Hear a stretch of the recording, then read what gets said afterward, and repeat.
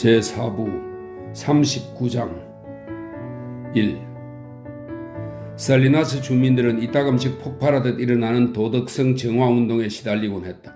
사실 폭발이라고는 하지만 그 진행 과정은 매번 엇비슷했다. 때로는 종교단체에서 문제를 제기하기도 하고 때로는 여성 시민단체의 야심만만한 새 회장이 캠페인을 시작하기도 했다. 그 중에서도 도박은 언제나 뿌리 뽑아야 할 죄악으로 부각되었다. 도박을 비난의 대상으로 삼는 데는 몇 가지 분명한 이점이 있었다. 매춘과는 달리 도박은 공공연히 드러내놓고 논할 수 있었다. 도박은 명백한 죄악이며 대부분 중국인들이 주도했으므로 친척들을 궁지에 몰아넣을 위험도 거의 없었다. 일단 교회와 시민단체에서 문제를 제기하면 지역의 두 신문사가 도화선에 불을 댕겼다. 신문사설에서 도박의 근절을 부르짖었고 경찰은 그에 동조하면서도 인력 부족을 호소하며 예산 늘려달라고 요구했고 가끔씩 성공하기도 했다. 도박 문제가 신문사설에 오르내릴 단계가 되면 사람들은 자동적으로 카드를 내려놓았다. 그 후로는 발레공연처럼 모든 순서가 딱딱 맞아떨어졌다. 경찰이 준비를 완료하고 노름방도 그에 대처하여 준비하고 신문들은 미리 축하 논스를 써놓고 기다렸다. 그러고 나면 마침내 계획적이고 빈틈없는 검거작전이 실행되었다. 파이아로에서 데려온 20명 남짓의 중국인과 주정배기 몇 명, 미처 정보를 얻지 못한 떠내기 장사꾼 17명이 경찰의 거물망에 걸려들어 조서를 꾸미고 유치장에 갇혔다가 다음날 아침이면 벌금을 내고 풀려났다. 주민들은 부패가 일소되었다고 안심하고 도박장은 하루 저녁 수입에다 벌금 몇 푼만 손해보면 그만이었다. 뻔히 알면서도 믿지 못하는 것이 인간의 타고난 장점 중 하나인 모양이다. 1916년 가을, 칼은 어느 날 밤 쇼트림의 집에서 펜템 노름을 구경하다가 경찰의 일제 검거에 걸려들었다. 어두워서 그를 알아본 사람은 아무도 없었다. 다음날 아침 유치장에서 그를 발견한 경찰서장이 몹시 당황하여 애덤에게 전화를 걸었다. 식사 중이던 애덤은 전화를 받자마자 시청까지 2블록을 걸어가서 칼을 인계받고는 길 건너 우체국에 들러 편지를 붙이고 집으로 돌아왔다. 리는 애덤이 먹다 남긴 계란을 따뜻하게 데우고 칼에게 계란 프라이 2개를 해주었다. 학교에 가려던 아론이 식탁 앞에서 멈춰 섰다. 기다렸다 같이 갈까? 아론이 칼에게 물었다.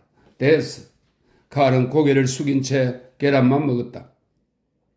애덤은 시청에서 경찰서장에게 고맙다고 인사를 한 다음 칼에게 어서 가자라고 한마디 했을 뿐 그 후로는 입을 굳게 다물고 있었다. 칼은 내키지 않은 아침 식사를 억지로 삼키면서 아버지의 얼굴을 힐끔힐끔 훔쳐보았다. 애덤의 표정에서는 아무것도 읽어낼 수 없었다. 그의 얼굴에는 당혹감과 분노, 고뇌와 슬픔이 뒤섞여 있는 듯 했다. 애덤은 묵묵히 커피 잔만 내려다보고 있었다. 점점 커져가는 침묵의 무게에 짓눌려 숨이 막힐 것 같았다. 리가 잔을 들여다보며 물었다. 커피 더 드릴까요? 애덤은 천천히 고개를 저었다. 리가 식탁에서 물러나서 부엌 문을 닫았다. 시계 초침 소리만이 크게 울리는 무거운 침묵 속에서 칼은 두려워지기 시작했다. 아버지에게서 전에는 알지 못했던 어떤 힘이 흘러나오고 있는 것 같았다.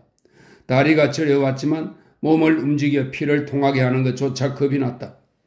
포크를 접시에 부딪혀 일부러 소리를 내보기도 했지만 이내 그 소리도 침묵 속에 빨려 들어갔다. 시계가 9시를 알리는 괴종을 치고는 다시 잠잠해졌다. 두려움이 오한으로 바뀌어 온몸이 부들부들 떨리기 시작하자 문득 화가 치밀었다. 덫에 걸린 여우가 자기를 덫에 걸리게 한 아빠를 탓하는 시기였다. 갑자기 칼이 자리에서 벌떡 일어났다. 자기도 모르게 한 행동이었다. 그리고는 응급결에 버럭 고함까지 쳤다. 아버지 하고 싶은 대로 하세요. 어서요. 마음대로 해보시라고요. 그러나 그의 외침은 침묵 속에 빨려 들어가고 말았다. 애덤이 천천히 고개를 들었다. 지금껏 칼은 아버지의 눈을 그렇게 가까이 들여다본 적이 없었다. 사실 자기 아버지 눈을 자세히 들여다본 사람은 별로 많지 않을 것이다. 애덤의 눈동자는 옅은 푸른색이었고 동공을 향해 까만 줄이 방사상으로 모여들어 있었다. 마치 2명의 칼이 자기를 바라보고 있는 것처럼 아버지의 양쪽 동공 깊은 곳에 자신의 얼굴이 비치고 있었다. 에돔이 천천히 입을 열었다. 내가 널 잘못 키웠어. 그렇지? 칼은 그 말이 무서웠다. 야단보다 더 혹독하게 들렸다. 그게 무슨 말씀이에요? 칼은 더듬거렸다. 너는 도박장에서 붙잡혔어. 너가 어떻게 거길 갔는지, 가서 뭘 했는지, 왜 거길 갔는지 나는 전혀 모른다. 칼은 팔다리에서 힘이 쭉 빠지는 것 같았다. 그는 맥없이 앉아 접시만 내려다보았다. 너 노름하니? 아니요, 구경만 한 거예요. 전에도 갔니? 네, 자주 갔어요. 왜 그런 데 가지? 저도 모르겠어요. 이상하게 밤만 되면 불안해져요. 발정난 암고양이처럼 말이에요. 칼은 케이트를 염두에 두고 말한 자신의 서툰 농담에 스스로 두려워졌다. 잠이 안 올 때면 여기저기 돌아다녀요. 잡념을 털어내려고요. 에덤은 한마디 한마디를 깊이 생각하고 나서 말했다. 너희 형도 그렇게 돌아다니니? 아니에요, 아버지. 형은 그런 생각조차 안 할걸요. 불안하지 않으니까요. 난 잘 모르겠구나. 에덤이 말했다. 너에 대해서는 아무것도 모르겠어. 칼은 아버지 목에 양팔을 두른 채 매달리고 싶었다. 아버지를 꼭 끌어안고 싶었고 아버지가 꼭 끌어안아 주기를 바랐다. 칼은 아버지에 대한 동정과 사랑을 표현하고 싶은 강한 욕구를 느꼈다. 그는 공연설에 나무로 만든 냅킨 고리를 집어서 그 구멍에 집게 손가락을 밀어 넣었다 뺐다를 반복했다. 아버지가 물으시면 대답할게요. 그가 나지막이 중얼거렸다. 그래, 나는 묻지 않았어. 너에 대해 아무것도 물어보지 않았지. 나는 너희 할아버지만큼이나 나쁜 아버지다. 칼은 아버지가 그런 식으로 말하는 것을 난생 처음 들었다. 격정에 휩싸인 나머지 아버지의 목소리는 쉬어 있었다. 그는 말을 제대로 잊지 못했다. 어둠 속에서 무언가를 찾듯 단어 하나하나를 더듬거리며 말했다. 내 아버지는 하나의 틀을 만들어 억지로 그 속에 나를 끼워 맞추려고 했지. 나는 애초부터 잘못 만들어졌지만 다시 주소될 수는 없었다. 누구도 그럴 수는 없는 거야. 결국 난 평생 실패작으로 남게 됐어. 슬퍼하지 마세요. 아버지는 이미 너무나 많은 슬픔을 겪었었어요. 그랬나? 그런지도 모르지. 하지만 쓸데없이 슬퍼했어. 정작 슬퍼해야 하는 건 내가 내 아들들에 대해 잘 모른다는 건데 말이다. 앞으로도 알게 될 수 있을지 모르겠구나. 아시고 싶은 건 다 말씀드릴게요. 저한테 물어보세요. 어디서부터 시작할까? 처음부터? 제가 유치장에 갇혔던 게 속상하세요? 화나셨어요? 놀랍게도 에덤이 껄껄 웃었다. 넌 단지 거기 있었던 것뿐이다. 진짜 잘못을 저지르진 않았어. 거기 있기만 한 것도 잘못인지 모르죠. 칼은 죄책감이 들었다. 언젠가 나는 어떤 장소에 있었다는 이유만으로 1년 가까이 감옥 생활을 한 적이 있단다. 칼은 그 말을 이해하려고 애써서나 쉽지 않았다. 믿기지가 않아요. 그러자 에덤이 고개를 끄덕였다. 나도 가끔씩 안 믿긴다. 하지만 정말로 도망칠 때 남의 가게에 들어가 옷을 훔쳤어. 믿을 수 없어요. 칼이 조그맣게 중얼거렸다. 그러나 아버지에게서 느껴지는 온정 내지 친밀감이 너무나 달콤해서 그는 그것에 기를 쓰고 매달렸다. 행의 온정이 사라져버릴까봐 숨소리도 크게 낼 수 없었다. 에덤이 말했다. 너 세뮤얼 해밀턴을 기억하지? 틀림없이 기억할 거야. 너가 갓난아이였을 때 그분이 나더러 나쁜 아버지라고 했단다. 그 뜻을 알게 하려고 나를 때려 눕힌 적도 있었지. 그 노인이요? 그는 힘이 센 노인이었지. 이제야 그분이 말한 뜻을 알겠어. 나는 너희 할아버지와 똑같아. 그분은 나를 사람으로 인정하지 않았는데 나 역시 지금껏 내 자식들을 사람으로 보지 않았어. 그게 바로 셰뮤얼이 내게 일깨워주고 싶어 했다는 거란 걸 이제야 알겠구나. 그는 칼의 눈을 들여다보며 미소 지었다. 칼은 아버지에 대한 애정으로 가슴이 저려왔다. 저희는 아버지가 나쁜 사람이라고 생각하진 않아요. 가여운 녀석들, 너희들이 어떻게 알겠니? 다른 아버지를 가져본 적이 없는데. 유치장에 가기를 잘한 것 같아요. 그래, 너희 말이 맞다. 에덤이 소리내어 웃었다. 우리 둘 다 유치장에 갇혀본 경험이 있어서 이렇게 서로 말이 통하는 거야. 에덤은 정말 허무한 모양이었다. 이제 너가 어떤 사람인지 말해줄 수 있겠니? 그럼요. 정말이냐? 네, 아버지. 그럼 말해보렴. 너도 알겠지만 인간이 되는 데는 책임이 따르는 거야. 공기가 채우고 있는 공간의 한 자리를 차지하는 것 이상의 의미를 갖는단다. 자, 너는 어떤 아이지? 농담하시는 거 아니죠? 칼이 부끄러운 듯이 물었다. 아니다. 절대로 농담이 아니야. 너에 대한 얘기를 해봐. 물론 너가 그걸 원한다면 말이다. 칼이 천천히 입을 열었다. 저는 그는 더 이상 말을 잇지 못했다. 막상 하려니 쉽지 않네요. 그렇겠지. 어쩌면 불가능할지도 몰라. 그럼 너희 형에 대해서 얘기해봐라. 형에 대해 뭘 알고 싶으신데요? 그에 대해 너가 어떻게 생각하는지 말하면 돼. 그걸로 충분하단다. 칼이 대답했다. 형은 착해요. 나쁜 짓은 하지 않죠. 나쁜 생각조차 하지 않아요. 그럼 이제 너에 관한 얘기를 할 수 있겠구나. 네?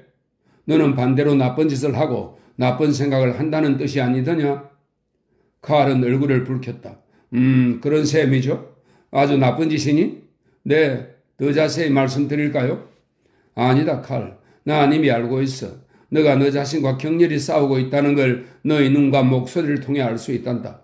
그러나 수치스럽게 생각할 필요는 없다. 수치심은 흉한 거야. 아론이 수치스러워한 적이 있냐? 형은 수치스러울 만한 짓을 하지 않아요. 에돔이 몸을 앞으로 굽혔다. 정말이니? 네, 정말이에요. 칼, 말해봐라. 너는 그를 보호하니? 무슨 말씀이세요? 너가 나쁘거나 잔인하거나 추잡한 얘기를 듣는 경우 그걸 그에게 숨기냐 말이다? 그런 편이에요. 너가 견딜 수 있는 일을 형은 견디내지 못한다고 생각해서? 그런 건 아니에요. 형은 착해요. 진짜 착하죠. 남에게 해가 되는 일은 절대 하지 않고 남을 헐뜯는 일도 없어요. 치사하지도 않고 불평도 하지 않고 또 용감하기도 하죠. 싸움을 좋아하는 건 아니지만 꼭 싸워야 할 때는 물러나지 않아요. 형을 사랑하는구나. 그렇지? 네. 하지만 전 형에게 못되게 굴어요. 골탕을 먹이기도 하고 놀리기도 하죠. 때로는 아무 이유도 없이 그를 속상하게 만들고요. 그러고 나면 비참한 생각이 드니? 네. 아론도 비참해하는 때가 있니? 모르겠어요. 제가 교회에 나가지 않았을 땐 기분 나빠했어요. 언젠가 에이브라가 형에게 화를 내며 밉다고 말했을 때도 몹시 기분 나빠하더군요. 열이 나서 끙끙 앓기까지 했어요. 기억 안 나세요? 리아 아저씨가 의사를 부르러 사람을 보냈잖아요. 에돔은 어리둥절한 듯 했다. 한 집에 살면서도 난 그런 것들을 전혀 모르고 있었구나. 에이브라가 왜 화를 냈지? 말씀을 드려도 될지 모르겠네요. 그렇다면 듣고 싶지 않다. 나쁜 얘기는 아니에요. 아시다시피 형은 신부가 되고 싶어 해요. 롤프 씨는 고교회파를 선호하죠. 이 고교회파는 교의나 의식을 중시하지 않는 영국 국교의 한 종파입니다. 롤프 씨는 고교회파를 선호하죠. 형도 그렇고요. 그래서 평생 결혼도 하지 않고 은둔 생활을 할 생각인가 봐요. 수도사처럼 말이냐? 네. 그래서 에이브라가 좋아하지 않더라 말이지? 좋아하다뇨? 무지무지하게 화를 냈죠. 물론 평소에도 가끔씩 삐치긴 하지만요. 하지만 그때는 형의 만년필을 빼앗아 길바닥에 내던지고 짓밟아 버릴 정도였어요. 아론 때문에 반평생을 허송했다고 푸념을 했죠. 에돔이 소리를 내어 웃었다. 에이브라가 올해 몇 살이지? 15살이 다 되었죠. 하지만 어떤 면에서는 나이보다 조숙한 편이에요. 그렇더구나. 그래서 아론은 어떻게 했니? 아무 말도 안 했지만 마음이 많이 상한 듯 했어요. 에돔이 말했다. 그럼 너가 에이브라를 빼앗을 수도 있었겠구나? 에이브라는 형의 애인인걸요? 에돔은 칼의 두 눈을 가만히 들여다봤다.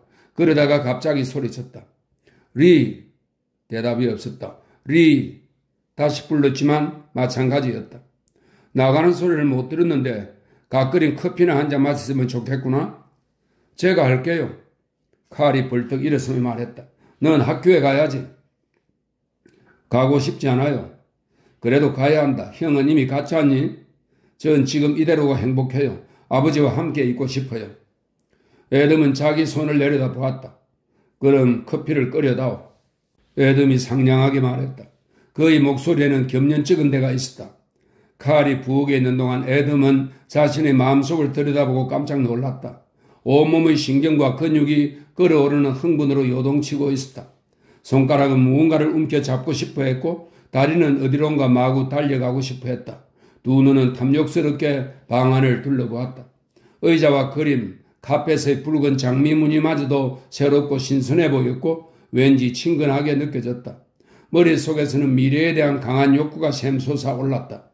앞으로 다가올 하루하루가 틀림없이 기쁨을 가져올 것만 같은 행복하고 따뜻한 예감이 들었다. 황금빛으로 물든 아름답고 평온한 나날, 그러나를 기약하는 새벽녘 그 여명을 보는 듯 했다. 애덤은 깍지 낀 두 손으로 뒷머리를 받치고 두 다리를 쭉 폈다. 칼은 부엌에서 커피포트에 물을 끓였다. 마음이 급했으나 기다리는 시간조차 더할 나위 없이 행복했다. 기적은 일단 일어나면 친숙해져서 더 이상 기적이라고 할 수 없었다. 아버지와 맺게 된 황금 같은 관계에 대해 더 이상 경이로운 느낌은 없었지만 기쁨만은 그대로 남아있었다.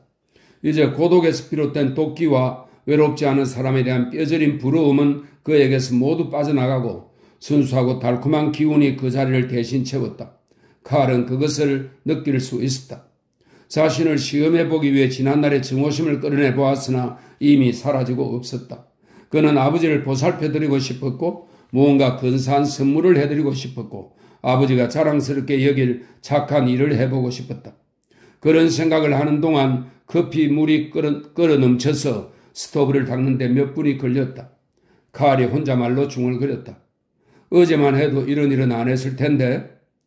칼이 김이 모락모락 나는 커피포트를 들고 나타나자 애덤이 웃었다. 그가 코를 킁킁거리며 말했다. 콘크리트 무덤 속에 누워있다가도 벌떡 일어나 앉을 만큼 향이 기막히구나. 조금 끓어 넘쳤어요. 그게 맛을 내는 비결이란다. 그런데 리가 어디를 갔는지 모르겠구나. 자기 방에 있을지도 모르죠. 가볼까요?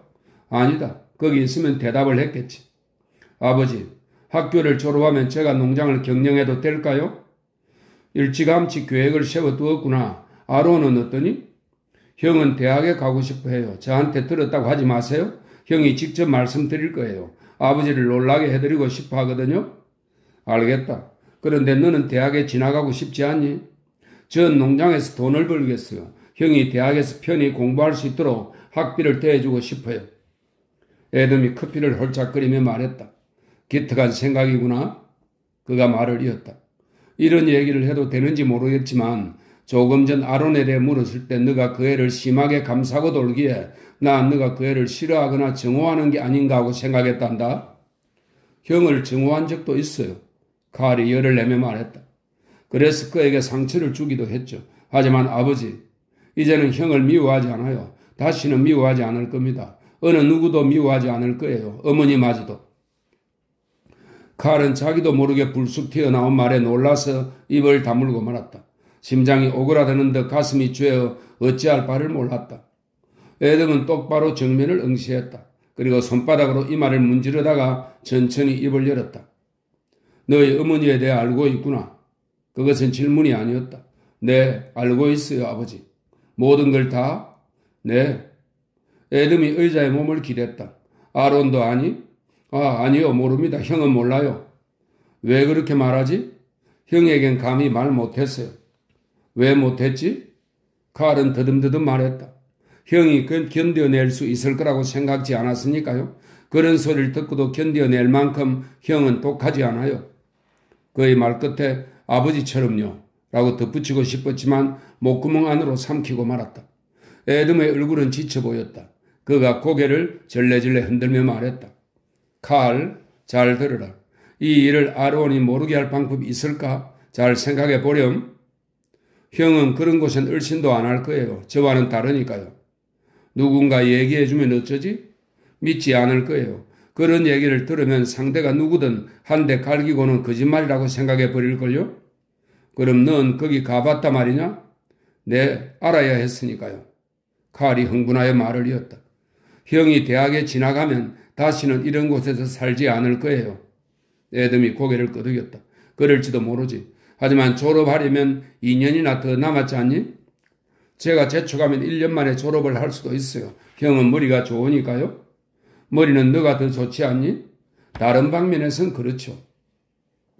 애덤의 몸이 점점 커져서 방 한쪽을 가득 채우는 것 같았다. 표정은 엄숙해지고 푸른 두 눈은 날카롭게 번뜩였다. 칼, 그가 쉰 목소리로 불렀다. 네, 아버지. 나는 너를 믿는다, 아들아. 애덤이 말했다. 2. 아버지로부터 인정을 받게 된 칼은 행복감에 넘쳤다. 발걸음도 가벼워졌고 이마살을 찌푸릴 때보다 밝게 웃는 때가 더 많았으며 얼굴에 비밀스러운 그늘이 드리워지는 일도 드물었다. 그의 변화를 알아차린 리가 조용히 물었다. 여자친구라도 생겼니? 여자요? 아니요. 여자가 무슨 필요해요? 누구나 여자를 필요로 하지. 그 후 리는 애덤에게 물어보았다. 칼에게 무슨 일이 있습니까? 제 의미에 대해 알고 있더군. 그래요? 리는 더 이상 이 문제에 끼어들지 않았다. 아이들에게 얘기하는 게 좋겠다고 제가 말씀드렸던 걸 기억하지 못하시는군요. 내가 말한 게 아니야. 제가 스스로 알았지. 아니, 그럴 수가? 리가 말을 이었다. 그 사실을 알고도 기분이 좋아 보이니 정말 알다가도 모를 일이군요. 요즘 녀석은 공부하면서 콧노래를 부르기도 하고 걸어갈 때 모자를 던져 올리기도 하면서 아주 신나 보이던데요. 그나저나 아론은 어떻습니까? 그게 걱정이야. 그 애는 몰랐으면 좋겠는데. 너무 늦었는지도 모르죠. 아론과 얘기를 나눠보면 어떨까? 넌지시 떠볼 겸 해서. 리는 잠시 생각에 잠겼다. 당신한테도 무슨 일이 일어났군요. 그래? 그런지도 모르지. 콧노래를 부르거나 모자를 하늘 높이 날리거나 숙제를 재빨리 끝내는 정도의 일은 변화된 칼의 행동 가운데 극히 일부분이었다. 새로운 기쁨을 맛보면서 칼은 스스로 아버지의 행복을 지켜주는 파수꾼이 되리라고 다짐했다. 어머니를 정화하지 않는다는 말은 사실이었다. 하지만 그녀가 아버지에게 깊은 상처를 주고 수치심 속에서 살게 만든 장본인이라는 생각에는 변함이 없었다. 칼은 어쩌면 어머니가 예전에 저질렀던 일을 또 저지를지 모른다고 생각했다. 그래서 어머니에 대한 모든 것을 알아보기로 했다. 저걸 알면 그만큼 위험성도 줄어들고 충격도 덜 수 있을지 몰랐다. 칼은 밤마다 철길 건너 케이트의 집으로 향했다. 때로는 오후에 길 건너 풀숲에 숨어 그 집의 동정을 살피기도 했다. 집안에서 여자들이 나오는 것이 보였다. 그들은 수수하다 못해 초라하기까지 한 옷차림에 항상 둘씩 짝을 지어 다녔다. 칼은 눈으로 여자들의 뒤를 밟았다. 그들은 캐스트로빌가 모퉁이에서 왼쪽으로 돌아 중심가로 향했다. 칼은 그들이 어느 집에서 나왔는지 모르는 한 누구도 그들의 직업이 무엇인지 짐작할 수 없을 거라고 생각했다. 그러나 그가 기다렸던 것은 그 여자들이 아니었다. 그는 환한 대낮에 어머니의 얼굴을 보고 싶었던 것이다. 마침내 그는 매주 월요일 1시 30분에 케이트가 집 밖으로 나온다는 사실을 알아냈다. 칼은 매주 월요일 오후 수업을 빠지는 것을 보충하기 위해 더욱 열심히 공부했기 때문에 학업에는 큰 지장을 일으키지 않았다. 아론이 무슨 일인지 궁금해하자 그는 자신이 놀라운 일을 하고 있는데 비밀이기 때문에 아무에게도 말해줄 수 없다고 대답했다. 사실 아론은 그다지 관심도 없었다. 그는 자기 일에 몰두하고 있었기 때문에 이내 자신이 궁금해했다는 사실조차 잊고 말았다. 칼은 몇 차례 케이트의 뒤를 밟아보고는 그녀가 가는 코스가 늘 일정하다는 사실을 알아냈다. 그녀는 항상 똑같은 장소에 갔다. 맨 처음 들르는 곳은 몬트레이 군립은행이었다. 그녀는 번쩍이는 쇠창살로 가로막힌 금고실로 들어가 15분 내지 20분쯤 있다가 나왔다. 그러고는 시내 중심가를 따라 천천히 걸으면서 쇼윈도를 구경했다. 그러다가 포트 앤 어빈 상점 앞에 이르면 안으로 들어가 옷들을 구경하고 때로는 물건을 구입하기도 했다. 고무줄이나 옷핀, 베일, 장갑 따위의 자질구레한 것들이었다. 2시 15분쯤 그녀는 미니 프랭킨 미용실에 들러 1시간 후에 나왔다. 그곳에서 나올 때는 피인으로 머리칼을 단단히 말아 올리고 머리에 실컷 스카프를 둘러 턱 밑에서 묶은 차림이었다. 3시 30분에 케이트는 농민상회 위에 있는 계단을 올라가 로젠 의원으로 들어갔다. 진찰을 받고 나서는 베릴 제과점에 잠깐 들러 1kg들이 초콜릿 한 상자를 샀다. 그녀는 단 한 번도 정해진 코스에서 벗어나지 않았다. 베릴 제과점에서 나오면 곧장 캐스트로빌가를 지나 집으로 향했다. 그녀의 옷차림에서 유벨랑 구석이라고는 찾아볼 수 없었다. 월요일 오후에 쇼핑을 나온 살리나스의 부잣집 마나님의 모습과 하나도 다르지 않았다. 다만 언제나 장갑을 끼고 있는 것이 조금 색달랐다. 이는 살리나스에서는 좀처럼 찾아보기 힘든 모습이었다. 장갑 때문인지 케이트의 손은 퉁퉁 부은 것처럼 보였다. 그녀는 마치 유리로 된 막에 둘러싸인 것처럼 걸었다. 어느 누구에게도 말을 걸지 않았고 다른 사람을 바라보는 것 같지도 않았다. 가끔씩 사내들이 고개를 돌려 그녀의 뒷모습을 바라보다가 이내 허둥지둥 하던 일로 되돌아가곤 했다. 그러나 대부분 그녀는 투명인간처럼 살그머니 지나다녔다.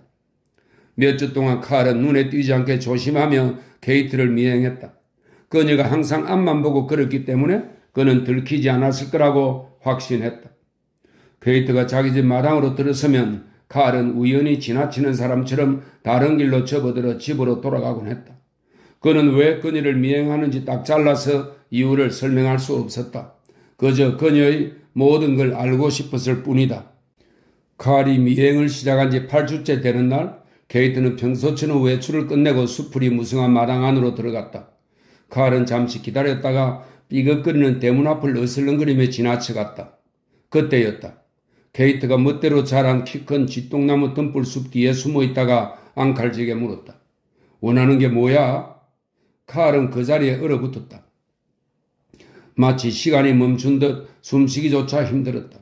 그는 어렸을 때 터득한 것을 실행해 보기로 했다. 주된 대상 이외의 사소한 것들을 세밀하게 관찰하는 것이었다. 그는 키 큰 쥐똥나무 숲에 새로 돋아난 작은 잎사귀들이 남쪽에서 불어오는 바람에 나부끼는 것을 보았다. 진흙길은 사람들의 발에 짓밟혀 검은 곤죽같이 변해 있었고 그 옆으로 진흙을 피해 멀찌감치 비켜서 있는 케이트의 발이 보였다. 저 멀리 서든 퍼시픽 철도회사의 역내에서 수증기를 뿜어내는 기차 엔진의 날카롭고 메마른 소리가 들렸다. 싸늘한 공기가 그의 뺨에 자라기 시작한 솜털을 스치고 지나갔다. 칼은 줄곧 케이트에게서 눈을 떼지 않았고 케이트 역시 그를 노려보고 있었다. 칼은 그녀의 눈동자와 머리색과 모양, 심지어 움츠린 듯이 보이는 어깨까지 아론과 똑같이 닮았다는 것을 깨달았다. 그러나 그녀의 입과 작은 치아, 넓은 광대뼈가 자신과 비슷하다는 것을 알아차릴 만큼 그는 자신의 얼굴에 대해 잘 알고 있지 못했다. 남풍이 2번 몰아치는 동안 두 사람은 그렇게 꼼짝하지 않고 그대로 서 있었다. 마침내 케이트가 입을 열었다. 나를 미행한 게 이번이 처음은 아니잖아. 무슨 일이지? 칼은 고개를 숙였다. 아무 일도 아닙니다. 누가 시킨 거야? 그녀가 다구쳤다. 아무도 안 시켰습니다, 부인. 끝까지 말을 하지 않을 셈이군, 그렇지? 당신이 내 어머니라서 어떤 사람인지 보고 싶었을 뿐이에요. 칼은 자신이 내뱉은 말에 스스로도 깜짝 놀랐다. 미처 자제할 틈도 없었다. 그러나 그의 말은 명백한 사실이었다. 사실이 느닷없는 뱀의 공격처럼 불쑥 튀어나와 버린 것이다. 뭐라고? 그게 무슨 소리야? 너는 대체 누구지? 칼 트레스커입니다. 칼은 시소가 움직일 때처럼 미묘한 균형의 변화를 느꼈다. 지금은 그가 탄 쪽이 위에 올라가 있었다. 그녀의 표정은 변하지 않았지만 칼은 그녀가 방어태세를 취하고 있다는 것을 알 수 있었다. 게이트는 그의 얼굴을 하나하나 자세히 뜯어보았다. 희미한 기억 속에서 문득 찰스의 모습이 마음속에 떠올랐다. 그녀가 대뜸 소리쳤다. 이리 따라와. 그녀는 뒤돌아서서 진창을 피해 한쪽으로 조심조심 걸어갔다. 칼은 잠시 머뭇거리다가 그녀를 뒤따라갔다. 어둠침침하고 커다란 방은 기억이 났으나 나머지 것들은 생소했다. 게이트는 넓은 홀을 지나 자기 방으로 향했다. 부엌을 지날 때 그녀가 소리쳤다. 차 좀 갖다 주어 2잔. 방에 들어선 케이트는 칼의 존재 따위는 이미 잊어버린 듯 했다. 그녀는 뚱뚱하고 무딘 장갑 낀 손가락으로 소매뿌리를 당겨 외투를 벗었다. 그러고는 침대가 놓인 한쪽 벽에 새로 낸 작은 문을 향해 다가갔다. 그녀가 문을 열고 들어간 곳은 새로 이어 만든 자그마한 겹방이었다. 의자는 갖고 이리 들어와. 칼은 그녀를 따라 상자 같은 방 안으로 들어갔다. 방에는 창문도 없고 아무런 장식품도 없었다. 벽은 짙은 회색으로 칠해져 있었고 바닥에는 무늬 없는 회색 카펫이 깔려 있었다. 방 안에 있는 가구라고는 회색 실크 쿠션이 놓인 커다란 의자 하나와 경사진 독서용 테이블, 깊숙이 갓을 씌운 램프뿐이었다. 케이트가 장갑 낀 손의 엄지손가락과 집게손가락 사이에 램프 줄을 끼우고 잡아당겼다. 손놀림이 마치 의수를 단 것처럼 어색했다. 문을 닫아. 그녀가 말했다. 램프 불빛이 독서용 테이블 위에 원을 그리며 회색의 방을 희미하게 밝혀주었다. 회색 벽이 모든 빛을 빨아들여 소멸시켜 버리는 듯 했다. 케이트가 두툼한 쿠션 사이에 조심스럽게 앉은 다음 천천히 장갑을 벗었다. 양손의 손가락에 모두 붕대가 감겨 있었다. 케이트가 화난 목소리로 말했다. 그렇게 빤히 들여다보지 마. 관절염이야. 아 참, 넌 보고 싶겠지 안 그래? 그녀가 오른손 집게 손가락에서 기름이 묻은 듯한 붕대를 풀고 불빛 아래로 구부러진 손가락을 내밀었다. 자, 봐. 관절염이라니까? 그녀는 느슨하게 다시 붕대를 감으면서 고통에 겨운 듯 앓는 소리를 냈다. 아이고, 장갑 때문에 아파 죽겠네. 그렇게 서 있지 말고 앉아. 칼은 웅크린 채 의자 끝에 살짝 걸터 앉았다. 너도 관절염에 걸릴지 몰라? 케이트가 말했다. 우리 대고모님도 이 병에 걸렸고 우리 엄마도 이 병에 막 걸리던 참에. 그녀는 말을 멈추었다. 방 안은 매우 고요했다. 그때 가볍게 문 두드리는 소리가 들렸다. 케이트가 큰 소리로 외쳤다. 조, 너냐? 쟁반은 거기에 내려놔. 조, 내 말 듣고 있어? 문틈으로 웅울대는 소리가 들렸다. 케이트가 메마른 소리로 말했다. 객실이 몹시 지저분하더라. 깨끗이 치우도록 해. 애인이 자기 방 청소를 하지 않았던데 한 번 더 주의를 주어. 마지막 경고라고 하고. 에바는 간밤에 잘했어. 앞으로 그 애는 내가 보살필 생각이야. 그리고 조, 요리사에게 전해. 이번 주에도 홍당무 요리를 만들면 쫓겨날 줄 알라고 말이야. 내 말 들려? 문틈으로 웅울대는 소리가 다시 들렸다. 그럼 가봐. 그녀가 소리쳤다. 더러운 돼지 새끼들 같으니. 케이트가 조그만 소리로 중얼거렸다. 내가 감시하지 않으면 모두들 썩어 문드러질 거야. 나가 차 쟁반 좀 들고 와라. 칼이 문을 열었을 때는 침실에 아무도 없었다. 그는 쟁반을 들고 들어와 경사진 독서 테이블 위에 조심스럽게 내려놓았다. 커다란 은쟁반 위에 백납 찻주전자와 종이처럼 얇고 하얀 찻잔 2개, 설탕과 크림, 그리고 포장을 뜯은 초콜릿 상자 하나가 놓여 있었다. 차를 따르렴. 나는 손이 아프니까. 케이트가 초콜릿 한 개를 입안에 넣었다. 넌 이 방을 자세히 둘러보더구나. 그녀가 초콜릿을 삼키고 나서 말했다. 불빛 때문에 눈이 아파서 이 방에 들어와 휴식을 취하곤 하지. 그녀는 칼이 자신의 눈을 힐끗 바라보는 것을 느꼈다. 그래서 단호한 목소리로 말했다. 불빛이 내 눈을 아프게 한다니까? 그녀가 쉰 목소리로 말을 이었다. 왜 그래? 차가 싫으냐? 안 마실래요? 차를 좋아하지 않아요. 그녀가 붕대가 감긴 손가락으로 찻잔을 들었다. 그럼 뭘 줄까?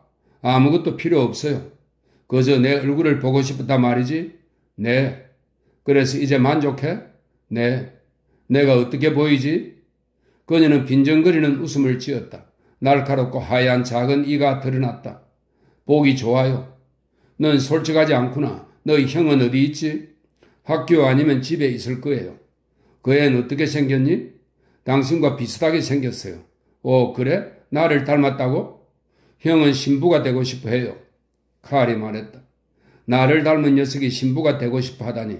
그럴 수도 있겠지. 인간이란 교회에서도 얼마든지 파괴적인 일을 할 수 있으니까.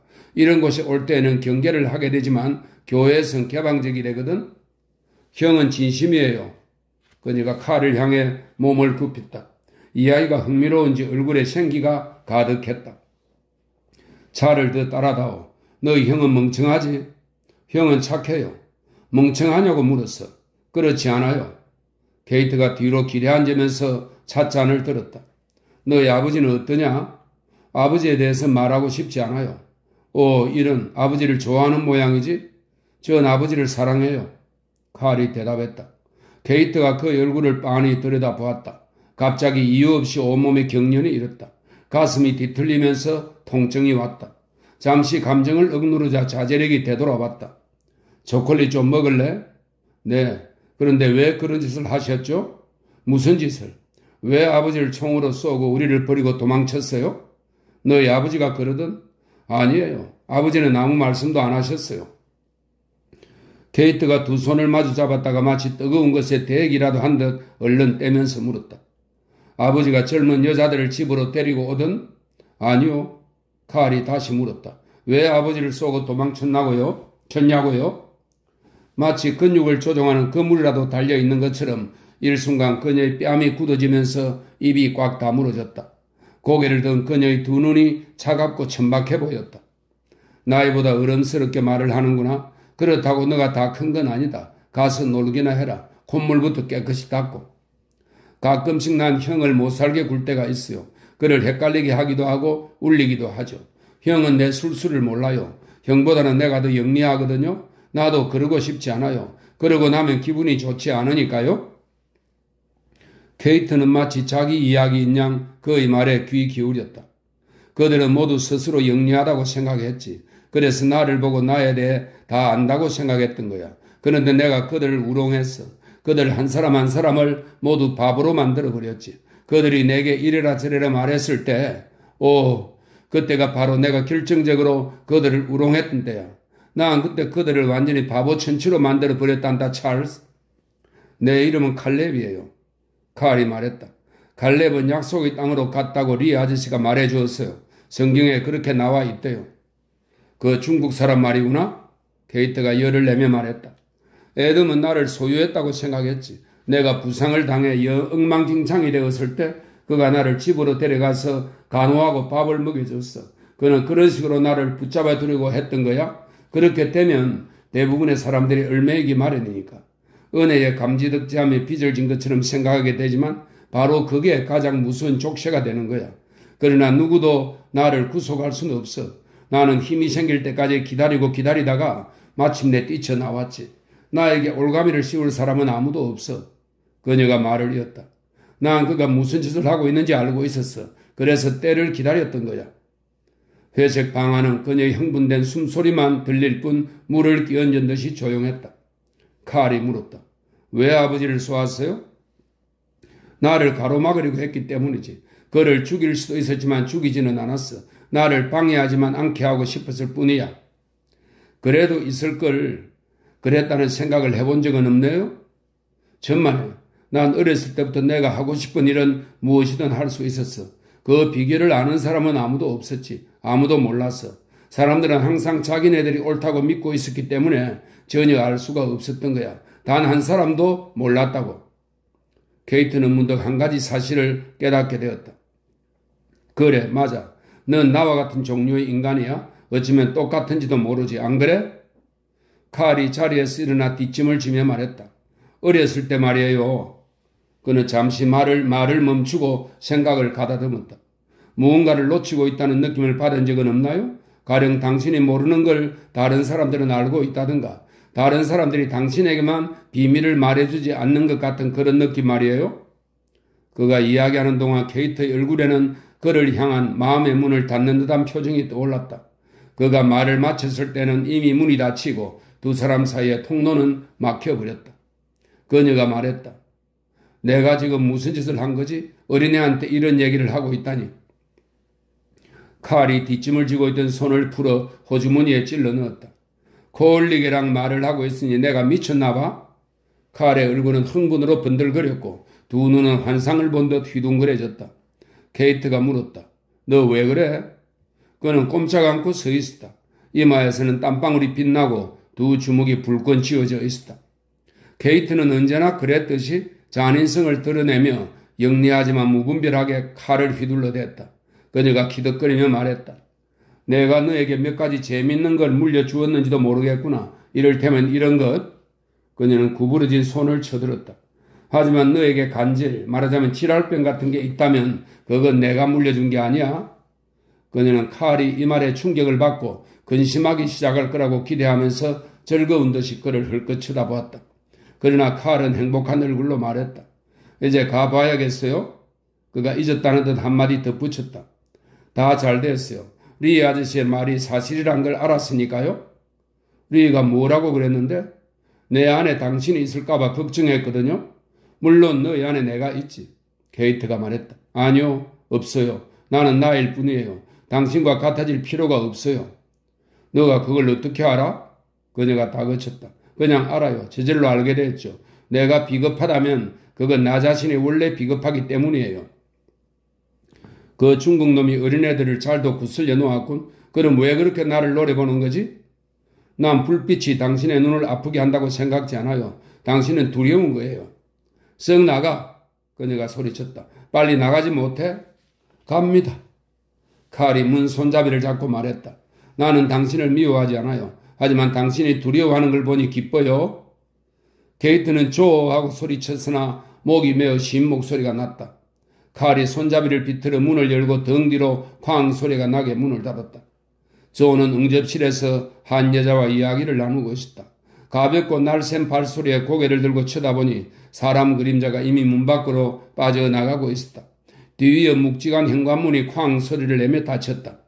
현관에서 단 한 번 발소리가 들렸고 곧 땅바닥으로 쿵 하고 뛰어내리는 소리가 났다.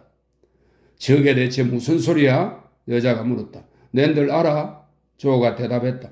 가끔 난 헛개비를 보는 것 같아? 나도 그래. 여자가 말을 이었다.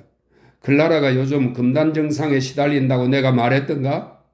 마약 때문에 환영을 보는 거겠지. 조가 말했다.